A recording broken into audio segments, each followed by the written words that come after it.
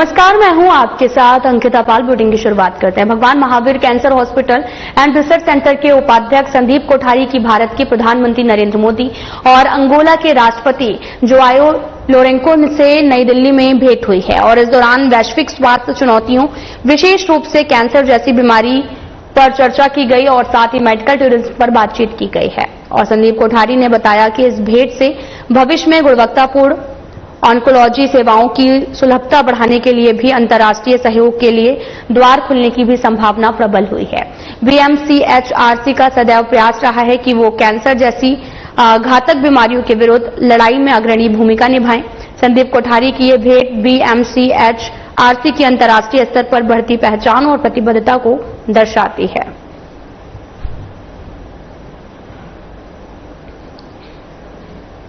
आपको बताते चलें कि भगवान Mahavir cancer hospital and research centre के उपाध्यक्ष संदीप कोठारी की भारत के प्रधानमंत्री नरेंद्र मोदी और अंगोला के राष्ट्रपति से नई दिल्ली में भेंट हुई है और इस दौरान वैश्विक स्वास्थ्य चुनौतियों और विशेष रूप से कैंसर जैसी गंभीर बीमारियों पर चर्चा की गई और मेडिकल टूरिज्म पर बात की गई है। संदीप कोठारी ने बताया कि इस भेंट में भविष्य में गुणवत्तापूर्ण ऑन्कोलॉजी सेवाओं की सुलभता बढ़ाने के लिए अंतर्राष्ट्रीय सहयोग के नए द्वार खुलने की संभावना प्रबल हुई है। बीएमसीएचआरसी का सदैव प्रयास रहा है कि वो कैंसर जैसी घातक बीमारियों के विरुद्ध लड़ाई में अग्रणी भूमिका निभाएं। संदीप कोठारी की ये भी भेंट जो है वो अंतर्राष्ट्रीय स्तर पर बढ़ती पहचान और प्रतिबद्धता को दर्शाती है।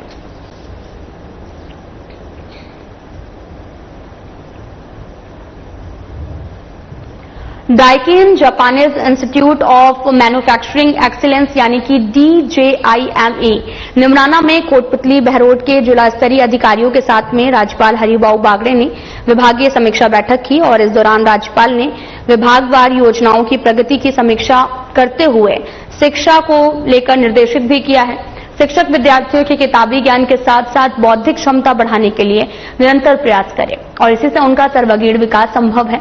उन्होंने कहा कि भारतीय इतिहास और प्राचीन ग्रंथ ज्ञान के भंडार हैं। इससे आज का युवा बहुत कुछ सीख सकता है। उन्होंने देश के विद्वानों का उल्लेख करते हुए कहा कि भारत विश्व गुरु रहा है। यहाँ के प्राचीन ग्रंथों ने विज्ञान सहित कई क्षेत्रों में हजारों साल पहले ही वो ज्ञान दिया है जिसे लेकर आज के वैज्ञानिक भी चकित हैं।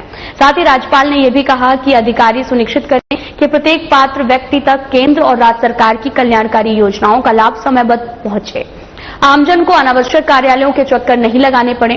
काश्तकार और पशुपालकों को योजनाओं की जानकारी देकर उनकी आमदनी में बढ़ोतरी कर विकास की मुख्य धारा से जोड़ें।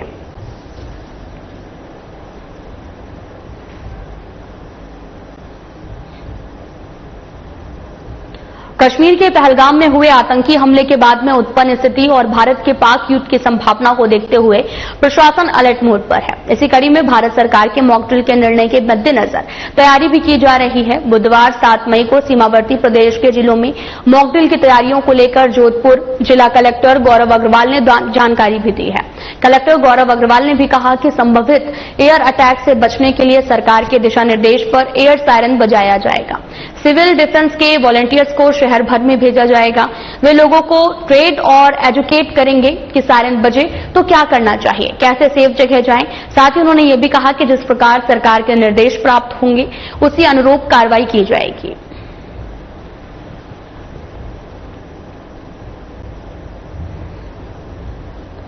सभी जोधपुर वासियों से यह अपील करना चाहूंगा कि जो मॉक ड्रिल होती है ये एक प्रिपरेटरी एक्सरसाइज होती है। इसका मतलब ये कतई नहीं है कि अपने को कोई पैनिक होना है या कुछ होना है, लेकिन ये प्रिपरेटरी एक्सरसाइज होती है जिसका अर्थ ये है कि यदि इन केस कभी अपने को इस तरह के सायरन, एयर सायरन या एयर रेड्स होती है, कोई एयर सायरन सुनाई देते हैं तो अपने परिवार की, अपने आसपास वालों की जान की रक्षा किस प्रकार से करनी है। तो इस मॉक ड्रिल को पूरी गंभीरता से लें तथा जो सरकारी एजेंसीज हैं। देश भर में 54 साल बाद में आयोजित होने जा रही नागरिक सुरक्षा की राष्ट्रीय मॉक ड्रिल को लेकर बीकानेर प्रशासन अलर्ट मोड पर है। जिला कलेक्टर नम्रता वेड़िक और साथ ही पुलिस अधीक्षक कावेन सिंह सागर ने सोमवार को आपदा प्रबंधन विभाग पहुंचकर तैयारियों का जायजा लिया और उन्होंने मॉक ड्रिल से जुड़ी व्यवस्थाएं भी देखी हैं। और साथ ही अधिकारियों को दिशा निर्देश भी दिए। कलेक्टर ने कहा कि जिला प्रशासन पूरी तरीके से अलर्ट है। मॉक ड्रिल के लिए व्यापक स्तर पर तैयारियां भी कर ली गई हैं। मौके पर एडीएम सिटी रमेश देव भी मौजूद रहे। अधिकारियों ने संसाधनों की उपलब्धता की भी जानकारी दी है। आपको बताते चलें कि जिला कलेक्टर एसपी ने जायजा लिया है। अलर्ट मोड पर है बीकानेर प्रशासन। 7 मई को होगी नेशनल मॉक ड्रिल और देश भर में 54 साल बाद में नागरिक सुरक्षा की राष्ट्रीय मॉक ड्रिल को लेकर बीकानेर प्रशासन अलर्ट मोड पर है। और जिला कलेक्टर नम्रता और पुलिस अधीक्षक कावेंद्र सिंह सागर ने सोमवार को आपदा प्रबंधन विभाग पहुंचकर तैयारियों का जायजा लिया है। उन्होंने मॉक ड्रिल से जुड़ी व्यवस्थाएं देखी हैं। अधिकारियों को भी दिशा निर्देश दिए हैं।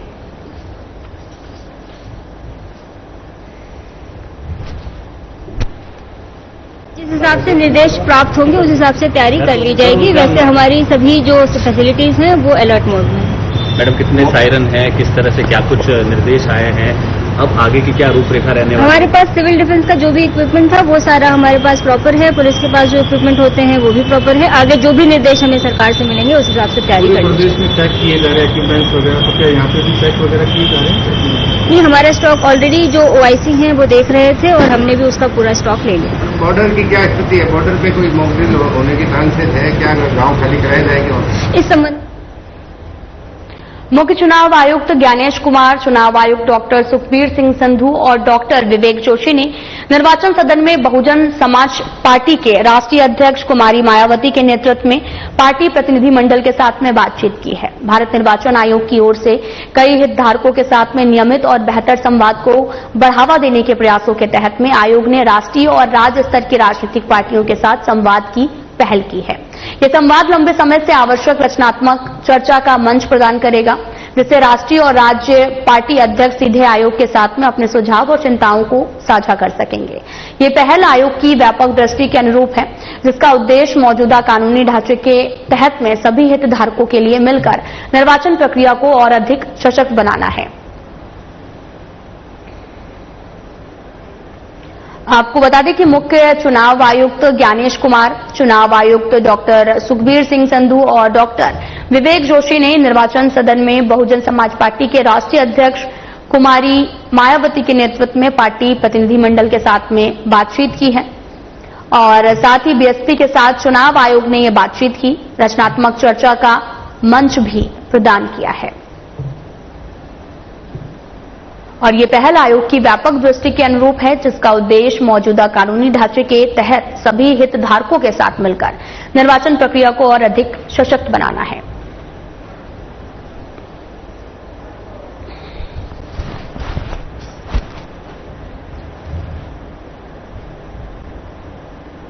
जय आबूराज सेवा संस्थान फाउंडेशन मुंबई राजस्थान ने स्कूल शिक्षा विभाग राजस्थान के साथ में एक ऐतिहासिक MOU पर हस्ताक्षर किए हैं।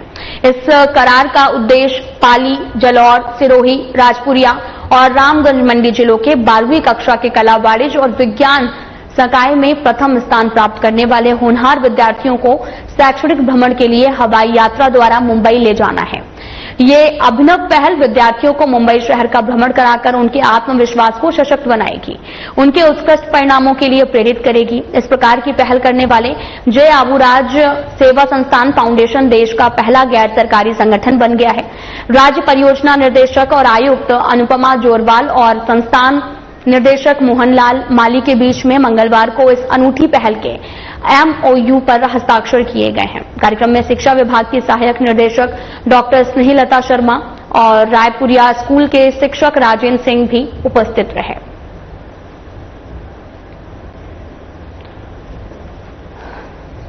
होनहार छात्रों के लिए ये काफी ज्यादा सुनहरा मौका मिला है, जहां पर हवाई यात्रा करने का भी मौका मिलेगा। दरअसल जय आबूराज संस्थान के साथ में एक MOU पर हस्ताक्षर किए गए हैं और इस दौरान उद्देश्य पाली, जलौर, सिरोही, राजपुरिया और रामगंज मंडी जिलों के 12वीं कक्षा के कला, वाणिज्य और विज्ञान संकाय में प्रथम स्थान प्राप्त करने के लिए होनहार विद्यार्थियों को शैक्षणिक भ्रमण के लिए हवाई यात्रा द्वारा मुंबई ले जाना है। और ये अभिनव पहल विद्यार्थियों को मुंबई शहर का भ्रमण कराकर उनके आत्मविश्वास को सशक्त बनाएगी।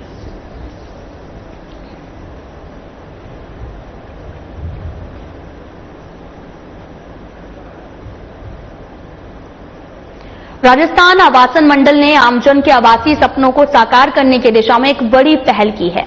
28 मई तक प्रदेश के 6 जिलों जयपुर, कोटा, बाड़मेर, जोधपुर, भीलवाड़ा और बांसवाड़ा में विशेष शिविरों का आयोजन किया जा रहा, जिसमें निर्मित आवास और फ्लैट्स 50% तक की छूट पर उपलब्ध होंगे। राजस्थान आवासन मंडल की आयुक्त डॉक्टर रश्मि शर्मा ने बताया कि इच्छुक नागरिक शिविर स्थल पर पहुंचकर सीधे आवेदन कर सकते हैं, छूट का लाभ उठा सकते हैं। जयपुर में महिला आवासीय योजना के तहत 6 और 7 मई को शिविर लगेगा, जिसमें फ्लैट्स की शुरुआत कीमत 4,70,500 रखी गई है। ऐसे में बाड़मेर के मगरा योजना और कोटा के चोमहेला योजना में, जोधपुर की विवेक विहार और कुड़ी भक्ता सनी योजना में भी आवासों को शिविर के तहत आवंटन किया जाएगा।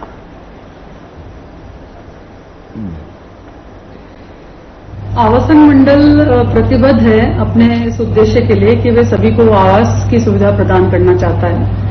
मंडल की जो सारी प्रॉपर्टीज हैं, रेजिडेंशियल स्कीम्स हैं, उसमें अनडिस्पोज्ड जिस तरह से मकान हैं या हमारे कोई प्लॉट्स इत्यादि हैं, उसकी सतत प्रक्रिया अपनाए जाते हुए हम प्रीमियम प्रॉपर्टीज का ऑक्शन करते हैं। इसके साथ साथ बुधवार नीलामी की प्रक्रिया हमारी लगातार चलती रहती है। उसमें ई बिड के माध्यम से लोग अपने पसंद का मकान है जो उसमें बिड कर सकते हैं और आसान तरीके से वो अपना एक आवास पाने के को कंप्लीट कर सकते हैं।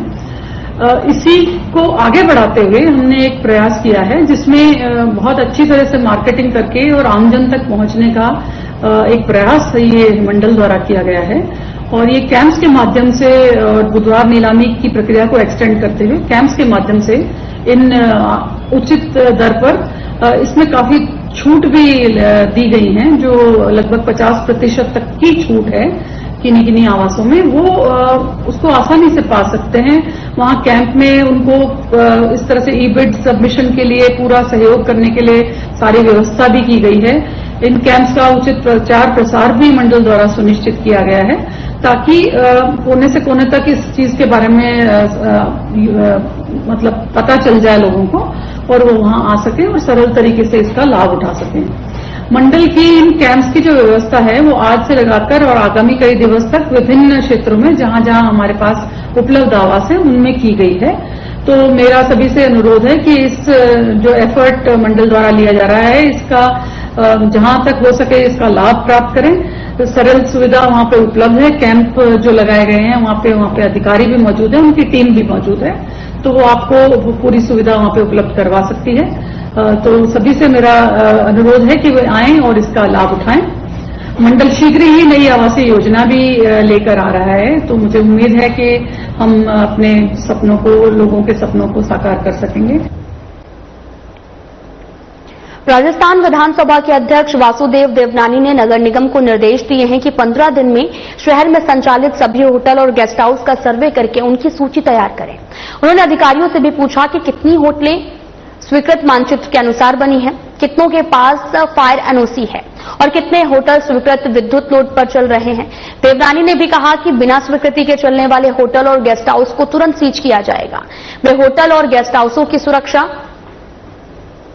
फायर फाइटिंग सिस्टम और बिजली पानी कनेक्शंस की भी जांच करेगी। बैठक के बाद देवनानी ने दिग्गी बाजार स्थित होटल नाज में हुए अग्निकांड स्थल का निरीक्षण किया और अधिकारियों को सुरक्षा उपायों को सख्त करने के निर्देश दिए। उन्होंने मलबे को हटाने और सफाई कार्य कराने का भी आदेश दिया है।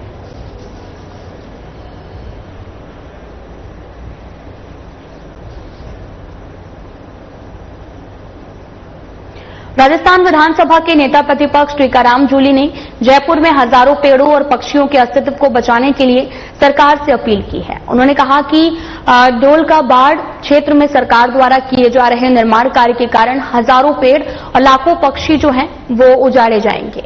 जूली ने कांग्रेस अध्यक्ष गोविंद सिंह डोटासरा और अन्य नेताओं के साथ में मिलकर इस मुद्दे पर आंदोलन कर रहे पर्यावरण प्रेमियों का समर्थन किया है। और डोटासरा ने यह भी बताया कि टोक रोड स्थित 40 हेक्टेयर क्षेत्र में 2500 पेड़ और 80 प्रजातियों के पक्षी रहते हैं, जिन्हें सरकार नष्ट करना चाहती है। जूली ने सरकार से बायोडायवर्सिटी पार्क बनाने की मांग की है, जिससे पर्यावरण और पशु पक्षियों का संरक्षण हो सके। उन्होंने कहा कि जयपुर में ग्रीन एरिया की कमी है, सरकार को इसे बचाने के लिए कदम उठाने चाहिए।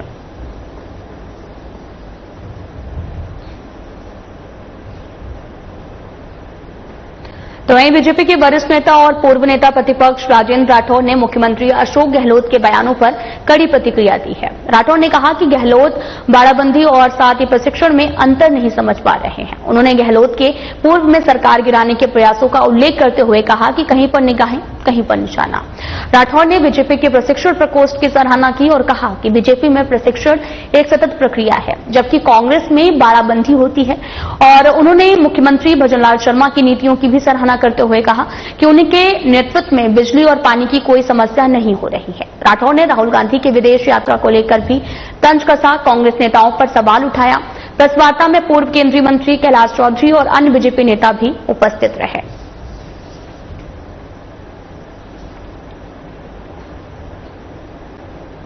तो वहीं मुख्य सचिव सुधांश पंत ने rising Rajasthan global investment summit 2024 के दौरान हस्ताक्षरित 100 से 1000 करोड़ रुपए के MOU की समीक्षा बैठक की अध्यक्षता की है। उन्होंने निवेश प्रस्तावों की प्रगति, भूमि पूजन और क्रियान्वयन के लिए दिशा में हो रहे प्रयासों की सराहना की है। ये बैठक मुख्यमंत्री भजनलाल शर्मा के मार्गदर्शन में तैयार त्रिस्तरीय निगरानी प्रणाली का हिस्सा थी। और साथ ही पंत ने भूमि आवंटन में पारदर्शिता और वास्तविक आवश्यकता पर बल देते हुए कहा कि निवेशकों को शीघ्र समाधान उपलब्ध कराया जाए। रिको की डायरेक्ट लैंड अलॉटमेंट पॉलिसी के तहत 15 मई से भूमि आवंटन शुरू होगा। बैठक में कई विभागों के वरिष्ठ अधिकारी भी उपस्थित रहे और दिसंबर 2024 में आयोजित समिट में रिकॉर्ड 35 लाख करोड़ रुपए के निवेश प्रस्ताव प्राप्त हुए हैं, जो राजस्थान के औद्योगिक विकास की दिशा में ऐतिहासिक उपलब्धि है।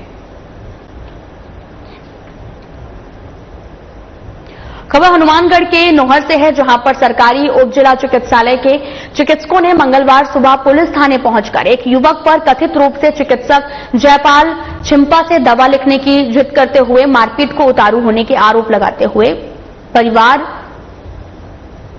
पेश किया है। और साथ ही पूरा प्रकरण पुलिस जांच के बाद ही स्पष्ट हो पाएगा। साथ ही युवक को राउंड अप किया गया है और इस मामले को लेकर PMO डॉक्टर हंसराज शर्मा, सुरेंद्र शर्मा, सुभाष सिहाग और भीम गोयल, सुरजीत कस्बा सहित अनेक चिकित्सक पुलिस थाने पहुंचकर विरोध दर्ज करवाकर पुलिस फिलहाल जांच में जुटी हुई है।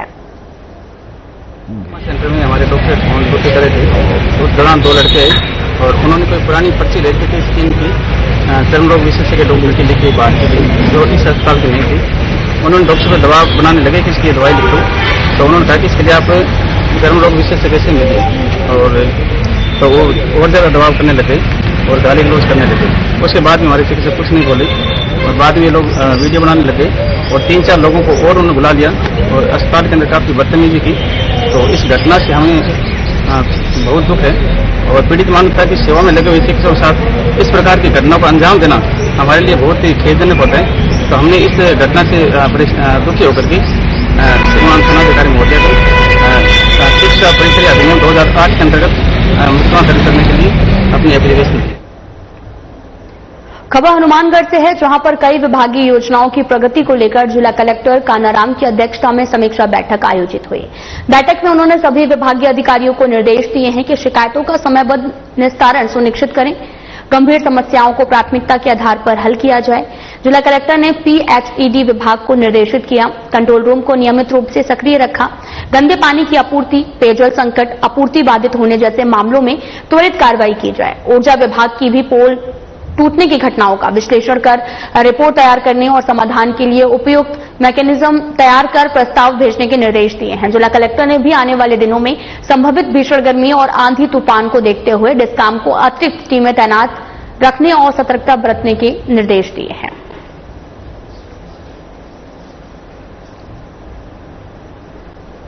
मुख्यमंत्री भजनलाल शर्मा के नेतृत्व में राज्य सरकार किसानों को आर्थिक रूप से सशक्त बनाने के लिए प्रतिबद्ध है और इसी दिशा में बीकानेर जिले के पेमासर गांव की युवा कृषक शिवकरण कुकर्णा ने कृषि नवाचार अपनाकर खजूर बगीचा स्थापित कर अपनी आमदनी दोगुनी कर ली है। पहले पारंपरिक खेती करने वाले शिवकरण ने कृषि उद्यान विभाग से संपर्क कर टिश्यू कल्चर किस्मों बरही और खुनेजी मेडलूस के 400 पौधों का बगीचा 10 बीघा में लगाया है। ड्रिप सिंचाई और वैज्ञानिक सलाह से प्रति पौधा 60 से 70 किलो उपज प्राप्त कर रहे हैं और खजूर फल की दिल्ली पंजाब, गुजरात तक आपूर्ति हो रही है। उन्हें सालाना 18 से 20 लाख रुपए की अतिरिक्त आमदनी हो रही है। उनकी सफलता के लिए उन्हें सर्वश्रेष्ठ किसान पुरस्कार से भी नवाजा गया है। उद्यान विभाग 75% तक अनुदान उपलब्ध करवा रहा है, जिसमें अन्य किसान भी प्रेरित हो सकते हैं और ये समृद्ध किसान खुशहाल राजस्थान की दिशा में बड़ा कदम है।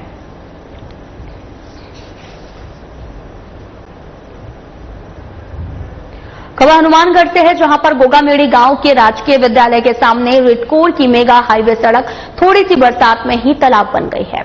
साथ ही रिटकोर की ये सड़क जगह जगह से खंडहर में तब्दील हो गई है। इसमें गहरे गड्ढे भी बन गए हैं और जो कि बरसात के समय में तालाब का रूप धारण कर लेते हैं। सड़क पर गहरे गड्ढों में पानी भरा होने के चलते वाहन चालकों को उसकी गहराई का पता नहीं चल पाता है और इसके चलते वाहन चालक गहरे गड्ढे में गिरकर चोटिल हो जाते हैं। और ये रिटकोर की सड़क जगह जगह से टूटी हुई होने के कारण कई बार वाहन चालकों के लिए दुर्घटना का सबब भी बन गई है। यहां आए दिन बड़ी दुर्घटनाएं घटित होती रहती हैं। गोगामेड़ी के जागरूक लोगों का कहना है कि रिटकोर सड़क जगह जगह से टूटी हुई होने के कारण अवैध टोल वसूली कर रहा है, लेकिन इस टूटी सड़क की ओर से कोई ध्यान नहीं दे रहा। ग्रामीणों ने बताया कि इस संबंध में रिटकोर के उच्च अधिकारी को कई बार अवगत कराया गया है और अभी तक रिटकोर इस टूटी सड़क की ओर से कोई ध्यान नहीं दे रहा। टूटी हुई सड़क का शीघ्र निर्माण नहीं करवाया जाने पर ग्रामीणों ने आंदोलन की भी चेतावनी दी है।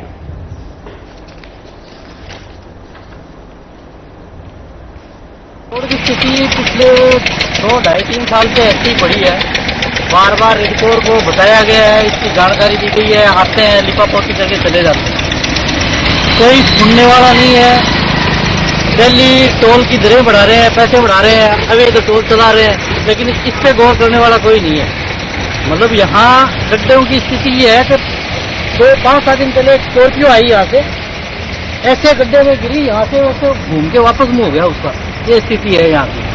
रिटकोर में कोई सुनने वाला नहीं है, लूट की दुकान है, बैठकर लूट कर रहे हैं। पैसे के अलावा इनको कोई मतलब नहीं है, कोई लेना देना नहीं है। कोई आमजन मरे, कोई आमजन परेशान हो, इनसे इनको कोई लेना देना नहीं है। देखिए ये जो रोड है, टोल वाले रोड टोल वसूल करते हैं, बार बार आरोप कराने के बाद भी आज तक कोई सुध नहीं ली। कई बार उनको वो भी बंद करवा दिया है। वो बोलते हैं कि हम आगे रिपोर्ट बना के भेज दी है, अभी तक कोई इसकी समाधान नहीं हुआ है। एक बार फिर पेच वर्क किया था, लेकिन दूसरे दिन वो पेच वर्क उखड़ गया है। और जल्दी से जल्दी इस रोड का समाधान करें, नहीं करते हैं तो आंदोलन करेंगे, टोल बंद करेंगे। कितने समय से ये समझा रही है? कम से कम 2 साल हो गए। बार बार कहते हैं तो आगे आगे टाल देते हैं, कभी उससे बात करो, कभी उससे बात करो।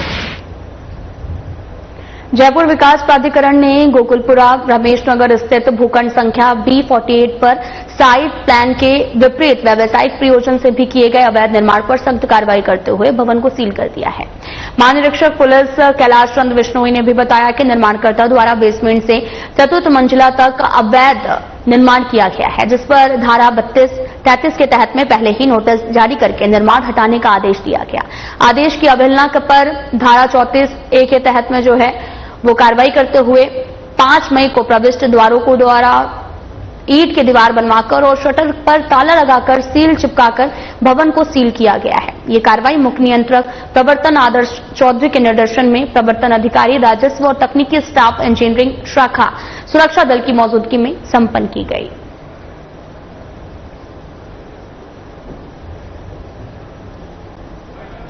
फिलहाल बुलेटिन में इतना ही। नमस्कार।